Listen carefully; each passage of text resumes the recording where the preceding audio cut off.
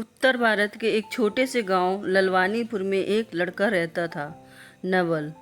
नवल के पिताजी खेती करते थे और माँ घर संभालती थी। घर की हालत सामान्य थी, ना ज़्यादा संपन्नता, ना कोई खास अभाव। लेकिन नवल के दिल में कुछ अलग था। वो हर चीज़ में खुशी ढूंढना जानता था। नवल को सुबह सूरज की धूप में खेलना अच्छा लगता था। खेतों में हल चला दे, बेलों की आवाज़, पक्षियों की चहचहाहट और मिट्टी की सौंधी खुशबू, यही उसकी दुनिया थी। नवल के दादाजी हर शाम चौपाल पर बैठकर पुराने समय की बातें करते थे। एक दिन उन्होंने कहा, बेटा, बड़ी खुशियाँ दौलत से नहीं, सोच से आती हैं। किसी को एक बाल्टी पानी पिला देना, टूटी हुई चप्पल ठीक करा देना, ये छोटी छोटी बातें ही इंसान को बड़ा बनाती हैं। नवल ने बात गांठ बांध ली। गांव में एक बूढ़ी अम्मा थी, शांति अम्मा। उनका कोई बेटा नहीं था। लोग उनकी मदद करते थे, पर नवल ने कुछ खास सोचा। अब वो हर दिन स्कूल से लौटते समय उनके लिए थोड़ा दूध और चना ले जाता। एक दिन अम्मा रो पड़ी और बोली, बेटा, तू तो मेरे भगवान जैसा है। कोई नहीं जानता मैं दिन भर भूखी रहती थी, पर तू रोज आता है जैसे भगवान भेजता हो।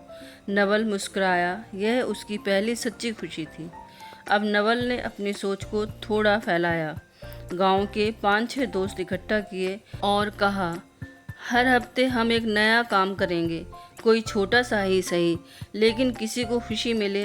पहला हफ्ता गांव के कुएं की सफाई, दूसरा हफ्ता स्कूल के टूटे बेंच की मरम्मत, तीसरा हफ्ता गांव के मंदिर में पीने का पानी और बुजुर्गों के बैठने के लिए बेंच का प्रबंध।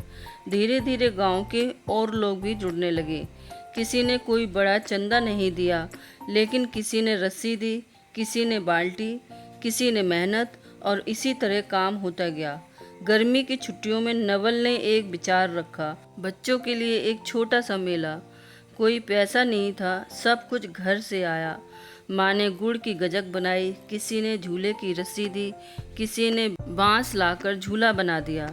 नवल ने खुद पेंटिंग बनाकर सजा दी। मेले में कोई बड़ी चीज नहीं थी, पर बच्चों की हंसी, बुजुर्गों की दुआएं और माँओं के चेहरे की चमक, बस वही असली मेले की रौनक थी। नवल ने कभी अपनी प्रशंसा नहीं चाही। वो खुद पीछे रहता, दूसरों को आगे करता, और वो कहते कि नवल, तू क्यों ये सब करता है? वो बस एक ही बात कहता, जब तक दूसरों की आंखों में खुशी देखता हूँ, तब तक मेरी आत्मा शांत रहती है। 3 साल में नवल और उसके दोस्तों ने गांव में बहुत कुछ बदल दिया। हर रविवार कुएं का पानी जांचते, हर महीने स्कूल के बच्चों के लिए खेल प्रतियोगिता कराते, त्योहारों पर अकेले बुजुर्गों के घर मिठाई पहुंचा देते। इन सबके लिए कोई दान नहीं मांगा गया, बस अपनी अपनी खुशी से जो सबने दिया, उसी से सब हुआ। गांव में एक बुजुर्ग थे, हरिराम काका। चल नहीं सकते थे, कोई उनके पास बैठने का समय नहीं निकालता था। नवल हर हफ्ते उनके पास जाता, दोपहर उनके साथ बैठता, उनकी कहानियाँ सुनता, दवाई लाता, और एक बार उनके कहने पर बैलगाड़ी में बैठाकर नदी दर्शन कराने भी ले गया।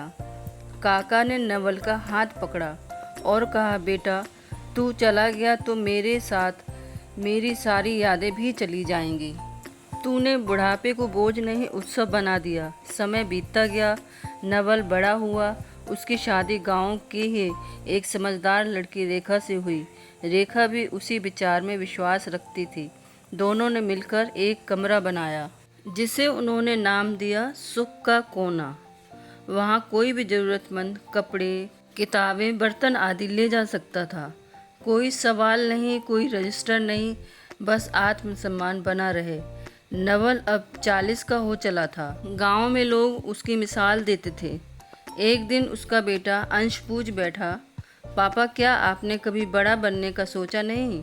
नवल हंसा और बोला, बेटा, अगर किसी के चेहरे पर मुस्कान लाना बड़ा बनना कहलाता है, तो मैं हर दिन बड़ा बनता हूँ। छोटी छोटी खुशियों को पहचानने की समझ ही सबसे बड़ी सोच है। तो दोस्तों, इस दुनिया को बदलने के लिए बड़े बड़े मंच नहीं, बड़ी बड़ी योजनाएं नहीं, बल्कि ज़रूरत होती है छोटी छोटी खुशियों को समझने वाली सोच की। एक भरा हुआ गिलास पानी, किसी के साथ बैठकर बात करना, किसी के पैर दबा देना, बच्चों को हंसा देना, ये छोटे प्रयास जब रोज होते हैं तो समाज में बड़ा परिवर्तन आता है। छोटी छोटी खुशियों की बड़ी सोच ही जीवन को सार्थक बनाती है। फिर मिलेंगे दोस्तों एक और नई कहानी के साथ। तब तक हंसते रहिए, मुस्कुराते रहिए और अपना ख्याल रखिए। कहानी अच्छी लगी हो तो लाइक कीजिए, ज़्यादा से ज़्यादा शेयर कीजिए और सब्सक्राइब ज़रूर कीजिए। साथ ही बेल आइकन प्रेस कीजिए ताकि आगे आने वाली सारी नोटिफिकेशंस आपको मिलती रहें।